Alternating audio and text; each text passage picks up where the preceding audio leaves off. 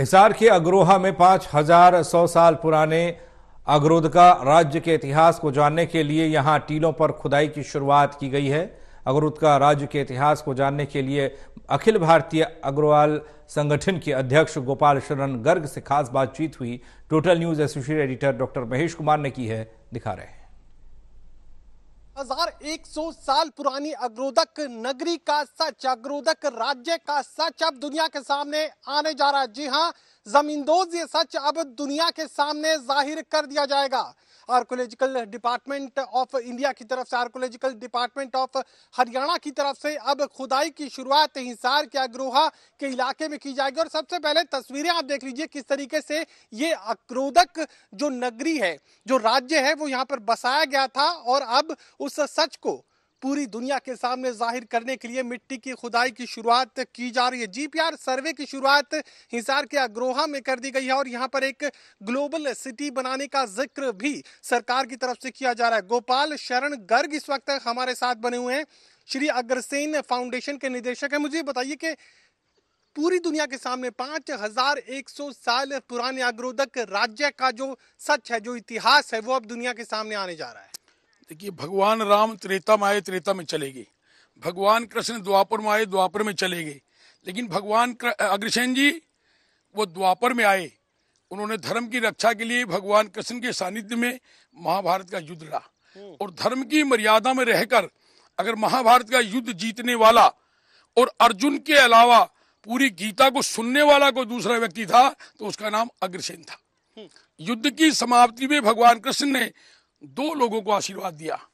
एक बर्बरी को, जाओ कलयुग में तुम मेरे नाम से पूजे जाओगे। दूसरा आशीर्वाद अग्रसेन जी को दिया, हे अग्रसेन, आपने कलयुग में धर्म की स्थापना के लिए अवतार लिया है, जाओ कलयुग में धर्म की स्थापना करो। इस युद्ध के बाद द्वापर समाप्त हो रहा है, कलयुग प्रारंभ होगा और कलयुग में जाके धर्म की स्थापना करो। चलिए मुझे ये बताइए कि अगरोदक राज्य कितना, इस राज्य का विस्तार था और क्या कुछ इसका इतिहास था? भगवान कृष्ण का आदेश लेकर गर्ग ऋषि के कहने पर 1100 दिन तक एक पांव पे खड़े होकर इस अग्रोहा की नगरी में भगवान अग्रसेन जी ने तपस्या की। और 5159 साल पहले आद्य महालक्ष्मी ने साक्षात कार्तिक की अमावस्या को उनको दर्शन दिया। हम दिवाली पे जो लक्ष्मी की पूजा करते हैं उसका अवतरण कलयुग में अग्रोहा में हुआ। उसके बाद उनका आशीर्वाद लेकर उन्होंने अग्रोहा नगर बसाया और उसके बाद 18 गणराज्यों की स्थापना की, जिसका नाम अग्रोदक था। अग्रोदक सरस्वती नदी और गंगा नदी के बीच का ये वो भूभाग था जो भारत में महाभारत युद्ध के बाद, द्वापर के बाद कलयुग में किसी स्वर्ग से कम नहीं था, जिसको देखकर इंद्र भी ईर्ष्या करता था। ऐसा राज्य महाराजा अग्रसेन जी ने बसाया जहां कोई जाति पाति का भेदभाव नहीं था। हर एक गरीब को गले लगाया, एक ईंट 1 रुपए की परंपरा शुरू करी। किसानों के लिए जब इंद्र नाराज हुआ, बारिश नहीं हुई, तो पहली नहरी योजनाओं की शुभारंभ भी इस अग्रोदक नगरी में हुई। हरियाणा सरकार की तरफ से आज जीपीआर सर्वे की शुरुआत यहाँ पर कर दी गई है। इन टीलों पर मैं देख पा रहा हूँ कि जीपीआर सर्वे किया जाएगा। उसके बाद क्या कुछ यहाँ से पहले निकलता रहा है और मिट्टी की खुदाई के बाद क्या कुछ जमीन की गहराइयों से बाहर आ सकता है? इन टीलों में महाभारत काल की सभ्यता छिपी है, इसमें सरस्वती नदी की सभ्यता छिपी है, इसमें महाराजा अग्रसेन जी के गणराज्य की सभ्यता छिपी है। पहले जब खुदाई हुई तो यहाँ चांदी के सिक्के मिले जिन पे अग्रोदक लिखा हुआ था, तांबे के सिक्के मिले, यहाँ पर मूर्तियां मिली, लक्ष्मी जी की और महालक्ष्मी जी की और विष्णु जी की मूर्तियां मिली, बर्तन मिले, अनेक तरह के यहाँ सामान मिला जो ये प्रमाणित करता था कि ये राज्य 5100-5200 साल पुराना राज्य है। महाराजा अग्रसेन जी ने, क्योंकि उन्होंने बगैर खून बहाए ये गणराज्य स्थापित किए, जब क्षत्रिय वर्ण छोड़कर वैश्य वर्ण धारण किया तो आसपास के तमाम राजाओं ने अग्रोहा पे आक्रमण कर दिया।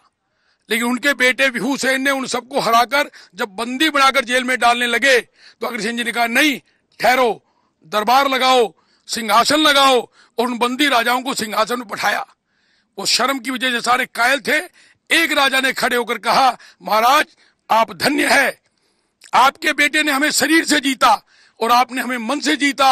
आज से हम तमाम इस आसपास के राजा अग्रोदक राज्य की प्रभुसत्ता स्वीकार करते हैं और आपको महाराजा धीराज की उपाधि देते हैं।